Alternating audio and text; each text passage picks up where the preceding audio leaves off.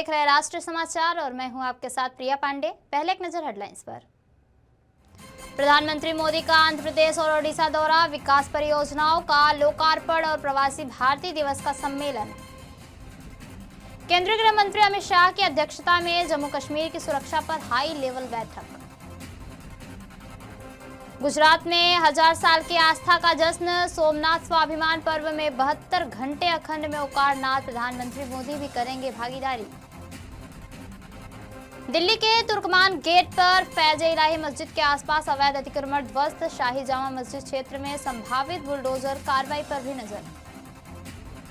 सूरत में ISPL season 3 का भव्य ऐलान, 9 जनवरी से 6 फरवरी तक टेनिस बॉल T10 क्रिकेट में जबरदस्त संगम। प्रधानमंत्री नरेंद्र मोदी आज आंध्र प्रदेश और ओडिशा के 2 दिवसीय दौरे पर रहेंगे, जिसके दौरान वे दोनों राज्यों में विकास परियोजनाओं की बड़ी सौगात देंगे। अपने दौरे की शुरुआत में प्रधानमंत्री विशाखापट्टनम में 2 लाख करोड़ रुपए से अधिक की विकास परियोजनाओं का लोकार्पण और शिलान्यास करेंगे। इनमें विशाखापट्टनम के पास पद्मोदिका से एनटीपीसी ग्रीन एनर्जी लिमिटेड के अत्याधुनिक ग्रीन हाइड्रोजन हब परियोजनाओं की आधारशिला भी शामिल है, जो राष्ट्रीय हरित हाइड्रोजन मिशन के तहत देश की पहली ऐसी परियोजना है जिसमें लगभग 1.85 लाख करोड़ रुपए का निवेश होगा। इसके अलावा प्रधानमंत्री राज्य में 19,500 करोड़ रुपए से अधिक की रेल और सड़क परियोजनाओं का भी उद्घाटन व शिलान्यास करेंगे, जिससे यातायात की भीड़ कम होगी और कनेक्टिविटी बेहतर होगी और सामाजिक आर्थिक विकास को गति मिलेगी। इसके बाद प्रधानमंत्री ओडिशा जाएंगे, जहां वे भुवनेश्वर में 8 से 10 जनवरी तक आयोजित हो रहे 18वें प्रवासी भारतीय दिवस सम्मेलन का उद्घाटन करेंगे। ओडिशा सरकार के सहयोग से आयोजित इस सम्मेलन में 50 से अधिक देशों से भारतीय प्रवासियों ने पंजीकरण करवाया है। केंद्रीय गृह मंत्री अमित शाह गुरुवार 8 जनवरी 2026 को नई दिल्ली में जम्मू कश्मीर को लेकर एक हाई लेवल सुरक्षा समीक्षा की बैठक की अध्यक्षता करेंगे। यह वर्ष 2026 में केंद्र शासित प्रदेश पर होने वाली पहली शीर्ष स्तरीय सुरक्षा बैठक होगी और बैठक में जम्मू कश्मीर के उपराज्यपाल मनोज सिन्हा, मुख्य सचिव अटल डल्लू और गृह सचिव चंद्रबकर भारती, डीजीपी नलिन प्रभात, इंटेलिजेंस प्रमुख नीतीश कुमार सहित जम्मू कश्मीर पुलिस, सिविल प्रशासन, सीएपीएफ, खुफिया एजेंसियों और गृह मंत्रालय के वरिष्ठ अधिकारी भी शामिल होंगे। समीक्षा बैठक हाल के महीनों में जम्मू क्षेत्र के पहाड़ी और दुर्गम इलाकों में आतंकवादियों के खिलाफ चलाए जा रहे आक्रामक अभियानों की पृष्ठभूमि में हो रही है। बैठक में छिपे आतंकवादियों के खात्मे के लिए संबंधित रणनीति, नियंत्रण रेखा और अंतर्राष्ट्रीय सीमा पर घुसपैठ रोकने के उपायों तथा सर्दियों के दौरान सुरक्षा व्यवस्था को और मजबूत करने पर विस्तार से चर्चा होने की उम्मीद है। मुख्यमंत्री योगी आदित्यनाथ ने गुरुवार सुबह गोरखनाथ मंदिर में आयोजित जनता दर्शन कार्यक्रम के दौरान विभिन्न जिलों से आए लगभग 150 लोगों से मुलाकात कर उनकी समस्याएं सुनी। उन्होंने अधिकारियों को निर्देश दिए कि हर व्यक्ति की समस्या का समाधान सुनिश्चित किया जाए, सभी पात्रों को जन कल्याणी योजनाओं का लाभ मिले और जरूरतमंदों का उच्च स्तरीय इलाज हो और भूमि माफिया व दबंगों के खिलाफ कठोर कार्रवाई की जाए। मुख्यमंत्री ने आर्थिक तंगी के कारण इलाज नहीं रुके, इसके लिए भी अधिकारियों को तुरंत एस्टीमेट बनवाकर धन उपलब्ध कराने का भी आदेश दिया। जनता दर्शन के दौरान मुख्यमंत्री योगी आदित्यनाथ ने प्रार्थना पत्रों को संबंधित अधिकारियों को भेजते हुए त्वरित व संतुष्टिपरक निस्तारण सुनिश्चित करने का भरोसा दिलाया। इसके अलावा मंदिर परिसर का भ्रमण करते हुए उन्होंने गुरुनाथ का दर्शन किया और अपने गुरुदेव ब्राह्लीन महंत अवैधनाथ को श्रद्धांजलि दी। गौशाला में गौ सेवा की और बच्चों को चॉकलेट व आशीर्वाद देकर उनका उत्साह बढ़ाया। गुजरात के प्रभास पाटन में 8 से 11 जनवरी तक आयोजित किया जा रहा सोमनाथ स्वाभिमान पर्व सोमनाथ मंदिर की हजारों साल पुरानी विरासत और उसकी ऐतिहासिक, धार्मिक एवं सांस्कृतिक महत्ता को याद करने और उनका सम्मान करने का अवसर है। उप मुख्यमंत्री हर्ष सांघवी ने बताया कि सोमनाथ मंदिर केवल एक भव्य निर्माण नहीं, बल्कि यह भारत की अडिग भावना, संस्कृति और सहनशीलता का प्रतीक है। इतिहास गवाह है कि 1026 से लेकर अब तक इस मंदिर पर कई बार हमले हुए हैं, लेकिन इसे कभी पूरी तरह तोड़ा नहीं जा सका। यही वजह है कि यह सदियों से देशवासियों की आस्था और श्रद्धा का केंद्र बना हुआ है। स्वाभिमान पर्व की आज से शुरुआत हुई है। आज 9 बजे से ऋषि कुमारों के स्वर से ओम नमः शिवाय के जाप में राज्य और देश भर से पधारे हुए हजारों सोमनाथ भक्तों के साथ ये 72 घंटे के ओमकार जाप की शुरुआत हुई है। लोग ये ऐतिहासिक क्षण के साक्षी बनने के लिए हजारों की संख्या में स्पेशल ट्रेन के माध्यम से, बसेस के माध्यम से, अपनी अपनी व्यवस्थाओं के माध्यम से सोमनाथ मंदिर पधार रहे हैं। सोमनाथ मंदिर के प्रांगण में यह होने वाला ऐतिहासिक स्वाभिमान पर्व, यह अपने आप में इतिहास के पन्नों पे आने वाले दिनों में लिखा जाएगा। 8, 9, 10 तारीख को 72 घंटे तक लोग जाप भी करेंगे। साथ में शाम को महाआरती में लोग मौजूद भी रहेंगे।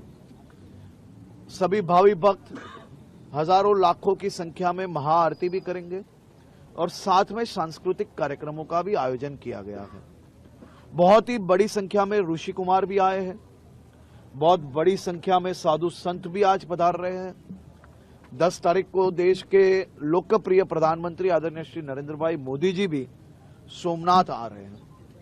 भगवान श्री सोमनाथ दादा के पूजा अर्चना दर्शन के बाद, ट्रस्ट की बैठक में भाग लेने के बाद महाआरती में खुद भगवान सोमनाथ जी की महाआरती में मौजूद रहेंगे। छत्तीसगढ़ के मुख्यमंत्री विष्णुदेव साय ने कांग्रेस के मनरेगा आंदोलन को लेकर प्रतिक्रिया देते हुए कहा कि विकसित भारत जी रामजी अधिनियम एक अत्यंत प्रभावी योजना है जो रोजगार गारंटी योजना मनरेगा से कई गुना बेहतर है। उन्होंने कहा कि जहां मनरेगा में 100 दिन का रोजगार मिलता है, वहीं इस अधिनियम के तहत 125 दिन का रोजगार सुनिश्चित किया गया है।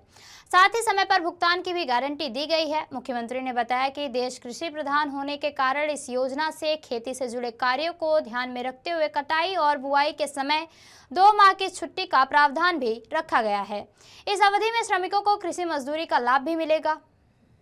दिल्ली के रामलीला मैदान इलाके में मंगलवार रात फैज-ए-इलाही मस्जिद के पास अतिक्रमण विरोधी अभियान के दौरान हिंसा भड़क गई, जिसमें पुलिस पर पत्थरबाजी हुई और 5 पुलिसकर्मी घायल हो गए। घटना की शुरुआत सोशल मीडिया पर वायरल एक पोस्ट से हुई, जिसमें अभियान के दौरान मस्जिद को तोड़े जाने का भ्रामक दावा किया गया था। न्यूज एजेंसी के द्वारा बताया गया कि यह पोस्ट खालिद मलिक नाम व्यक्ति ने साझा की थी, जिसमें लोगों से बड़ी संख्या में बाहर निकलने की अपील की गई थी। इसके बाद मौके पर भीड़ जमा हो गई और कुछ उपद्रवियों ने पुलिस व एमसीडी कर्मचारियों पर पत्थर व कांच की बोतलें फेंकी।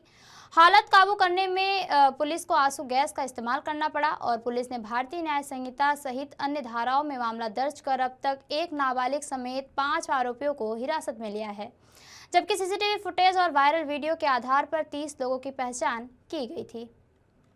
आरएलडी नेता मलुक नागर ने कहा कि भारत सरकार ने पुरातत्व विभाग एएसआई के अंतर्गत आने वाले मंदिरों और मस्जिदों को संरक्षित और पंजीकृत किया हुआ है और संविधान के अनुसार उन्हें कोई भी नुकसान नहीं पहुंचाया जा सकता। उन्होंने स्पष्ट किया कि ऐसे धार्मिक स्थलों को हाथ नहीं लगाया जा सकता। हालांकि यदि किसी मंदिर या मस्जिद के आसपास या उससे सटी सरकारी जमीन पर अवैध निर्माण किया जाता है या सार्वजनिक सुविधा एवं शहर की सुचारू व्यवस्था में बाधा उत्पन्न होती है तो संविधान के तहत उस पर कार्रवाई की जाती है।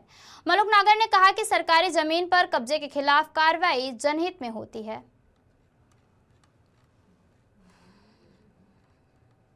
हम लोग जो देश के नियम और कानून बनाते हैं, हाथ नहीं लगाया जा सकता।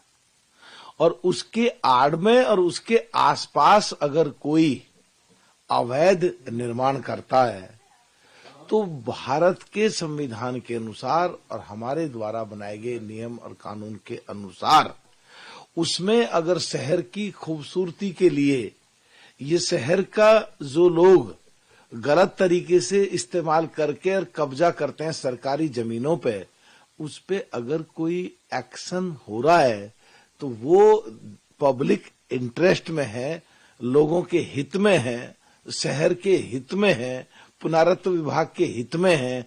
अगर कुछ लोग इसमें बवाल करने की कोशिश करते हैं तो वो पूरे देश के लोगों को बदनाम करने का काम करते हैं। वो आम मुसलमान या आम हिंदू इस देश में आराम से रहना चाहता है। कुछ उपद्रवी लोग जो आड़ में गलत काम करना चाहते हैं, सरकारी जमीन पर कब्जा करना चाहते हैं, शहर की खूबसूरती बिगाड़ना चाहते हैं, वो कुछ ही चुनिंदा लोग हैं। उन पे फिर कानून के हिसाब से तो कार्रवाई होगी। दिल्ली के तुर्कमान गेट इलाके में फैज-ए-इलाही मस्जिद के आसपास हुए अतिक्रमण को दिल्ली नगर निगम एमसीडी ने हाईकोर्ट के आदेश पर ध्वस्त कर दिया है। कार्रवाई के दौरान गलतफहमी और अफवाहों के चलते उग्र भीड़ ने पुलिस पर पथराव किया, जिसमें 5 पुलिसकर्मी घायल हो गए। हालांकि पुलिस की त्वरित कार्रवाई से हालात जल्द ही काबू में आ गए और एमसीडी ने 6 से 7 जनवरी के रात करीब 36,000 वर्ग फुट क्षेत्र में बने अवैध बारात घर और अन्य निर्माणों को हटाया, जबकि मस्जिद को कोई नुकसान नहीं पहुंचाया गया है। और इसी बीच दिल्ली हाई कोर्ट के निर्देश पर शाही जामा मस्जिद के आसपास मौजूद एमसीडी पार्क और कथित अवैध अतिक्रमणों का सर्वे कराने का आदेश के बाद वहां भी संभावित बुलडोजर कार्रवाई को लेकर चर्चाएं तेज हो गई हैं। कोर्ट ने एमसीडी को 2 महीने में सर्वे पूरा कर रिपोर्ट सौंपने और अवैध निर्माण पर पाए जाने पर कानून के तहत कार्रवाई करने का निर्देश दिया हुआ है। भाजपा सांसद दिनेश शर्मा ने कर्नाटक के मुख्यमंत्री सिद्धारमैया के बयान पर कहा कि मुख्यमंत्री जैसे जिम्मेदार पद पर बैठे व्यक्ति यदि ऐसे शर्मनाक बयान देंगे तो भारत की, विशेषकर कर्नाटक की जो महिलाएं हैं, उनके सम्मान की रक्षा कैसे होगी। कांग्रेस में महिलाओं का सम्मान नहीं है, भले ही सोनिया गांधी या प्रियंका गांधी उनकी नेता हो। मुख्यमंत्री भी अपराध के कटघरे में आते हैं यदि वे इस तरह का वक्तव्य अपराधी के पक्ष में देते हैं तो। एक मुख्यमंत्री ऐसे जिम्मेदार पद पर व्यक्ति इतनी शर्मनाक वक्तव्य देगा तो भारत के खासतौर से कर्नाटक की जो महिलाएं हैं उनके सम्मान की रक्षा कैसे होगी। कांग्रेस में महिलाओं का सम्मान नहीं है, भले ही आदरणीय सोनिया जी और प्रियंका जी उनकी नेता हों, लेकिन दोयम दर्जे का नेतृत्व और मान्यता वहां की महिलाओं का है। और मैं कह सकता हूं कि न केवल वो भी दंड के पात्र है, बल्कि मुख्यमंत्री भी अपराध के कटघरे में आते हैं अगर वो इस प्रकार का वक्तव्य अपराधी के पक्ष में देते। दिल्ली में बीती रात अपराधियों के खिलाफ पुलिस ने सघन कार्रवाई की। बवाना इलाके में दिल्ली पुलिस की स्पेशल सेल ने राजेश बावानिया गैंग के सदस्य अंकित मान को एनकाउंटर किया, जिसमें बदमाशों ने पुलिस पर फायरिंग की और एक कांस्टेबल घायल हो गया। वहीं गाजीपुर में पुलिस और बदमाशों के बीच मुठभेड़ हुई, जिसमें जाफराबाद निवासी 2 मोस्ट वांटेड आरोपियों अमीन और मोहम्मद दानिश को गिरफ्तार किया गया। पुलिस ने आरोपियों के पास से 3 पिस्टल और 11 जिंदा कारतूस भी बरामद किए हैं। यह कार्रवाई राजधानी में कानून व्यवस्था बनाए रखने और अपराधियों पर सख्ती दिखाने के मकसद से की गई। उर्मिला सनावर और सुरेश राठौर के ऑडियो से प्रदेश में हलचल मची हुई है। उर्मिला को देहरादून लेकर आने वाले स्वामी दर्शन भारती ने इस मामले में बयान दिया है। स्वामी दर्शन भारती ने कहा कि उर्मिला को दिल्ली से लेकर आए हैं और उर्मिला विपक्षी पार्टियों के संपर्क में थी। विपक्ष के एक बड़े नेता के जरिए उसे हैदराबाद भेजने की तैयारी थी। स्वामी दर्शन भारती ने कहा कि उर्मिला से उनकी जो भी बातचीत हुई है उसमें उसने बताया और कुछ सबूत भी पेश किए हैं, जिसमें उसने बताया है कि भाजपा के राष्ट्रीय महामंत्री दुष्यंत कुमार गौतम को बदनाम करने के लिए यह भाजपा के पूर्व विधायक सुरेश राठौड़ का षड्यंत्र है। दुष्यंत कुमार गौतम के खिलाफ बोलने के लिए उर्मिला को सुरेश राठौड़ ने ही कहा था। उर्मिला ने कुछ इस तरह की रिकॉर्डिंग पेश की है जिसमें सुरेश राठौड़ ने कहा कि दुष्यंत कुमार गौतम का नाम लेना जरूरी है। प्रदेश में अस्थिरता का माहौल था, बहुत बदनामी हो रही थी मेरे प्रदेश की। ये प्रदेश देवभूमि कहते हैं इसको, लोग बहुत आस्था करते हैं कि बहन बेटी में यहाँ, और जब यहाँ पर इतना ज्यादा चरित्र हनन हो जाए, एक बेटी तो गई जिसके पीछे लंबे चौड़े आंदोलन हुए, अब ये जब दूसरा ये मामला आया और ये लड़की बाहर और राठौर भी भाग गया, तो हमने प्रयास किया कि यार इस लड़की को क्यों ना उत्तराखंड लाया जाए और जनता के सामने, प्रेस के सामने, पुलिस के सामने प्रस्तुत किया जाए। तो हमने इस लड़की को आश्वासन दिया कि भाई तेरे साथ जो भी होगा तो जेल जाएगी, हम तेरे साथ रहेंगे। देखिए, मुंबई के अंधेरी पूर्व स्थित चांदवली इलाके में बुधवार शाम एक कॉमर्शियल इमारत में भीषण आग लगने की घटना सामने आई और इस हादसे में 2 युवक की जान चली गई। दमकल विभाग के मुताबिक अंधेरी इलाके के साकी विहार रोड पर स्थित नारायण प्लाजा, जिसे टेक सेंटर भी कहा जाता है, उसकी 3री मंजिल पर मौजूद एक फैक्ट्री में आग लग गई। मुंबई दमकल विभाग को शाम करीब 6:36 पर आग लगने की सूचना की जानकारी मिली और ये आग ग्राउंड प्लस 4 मंजिला इमारत की 3री मंजिल पर स्थित मैसर्स निशोसल इंडस्ट्रीज यूनिट नंबर 303 में भड़की थी। आग तेजी से फैलने के कारण पूरी तरह मंजिल पर घना धुआं फैल गया, जिसके चलते दमकल विभाग ने शाम 6:54 पर इसे लेवल 1 की आग घोषित किया। बचाव कार्य के दौरान दमकल कर्मियों को फैक्ट्री के अंदर 2 युवक बेहोश अवस्था में मिले। दोनों को तुरंत अस्पताल पहुंचाया गया, लेकिन डॉक्टरों ने उन्हें मृत घोषित कर दिया। मृतकों की पहचान भगवान पिटले, उम्र 30 वर्ष, जिन्हें 7 हिल्स अस्पताल ले जाया गया था, और सुमंत जाधव, जिन्हें रजवाड़ी अस्पताल पहुंचाया गया था। शुरुआती जांच में सामने आया है कि आग करीब 1500 वर्ग फुट के क्षेत्र में फैली थी और इस आग में ऑफिस की electric wiring, furniture, lithium iron battery, फाइलें, लकड़ी के पार्टीशन और फाइल्स पूरी तरह जलकर खाक हो गए। सुविधाओं का सूरज तो निकला, लेकिन जैसे सूरज को ग्रहण लग गया हो, ऐसी स्थिति में निर्माण हुई हो।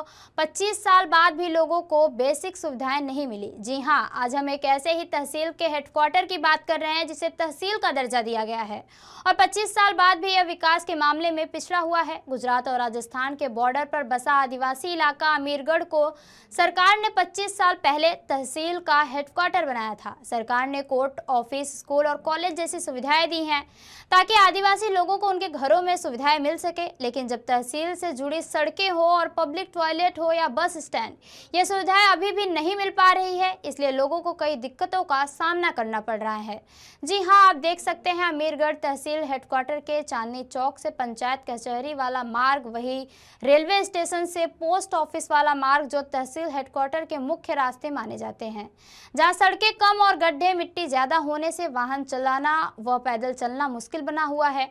वहीं बस स्टैंड नहीं होने के कारण लोगों को प्राइवेट वाहनों से दुगना खर्च करके मुसाफरी करनी पड़ रही है।